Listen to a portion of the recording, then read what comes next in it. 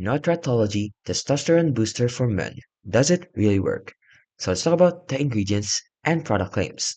So apparently, the formulation highlights per serving or capsules daily includes the tribulus, the maca, the panax ginseng root, the DIM, the tongkat ali, the horny goat weed, a ginkgo biloba leaf, Siberian ginseng, velvet bean, and non-medicinal hypromellose capsule casings.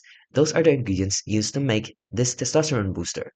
Now, it's apparently third-party tested, so the Nutratology states that all products, including this booster, undergo third-party testing, and the batch-specific lab results are available upon request. Now, for the usage, it is recommended that it is done in 3 capsules once daily, suitable for daily use as a directed. Now, there are some real-world feedbacks. So for the positive experience, one user rated it game changer, and one user rated it in the Reddit noted that Nutratology products are scarcely reviewed outside the brand's own channels, hinting at possible bias.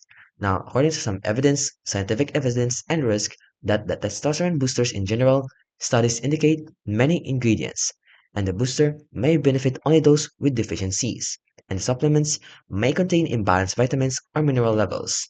So overall, Nutratology's testosterone booster delivers a transparent formula and maintains quality control via third-party testing, which are commendable practices in the supplement space. However, current scientific evidence suggests that most over-the-counter testosterone boosters, especially in the healthy individuals, are unlikely to significantly elevate testosterone levels.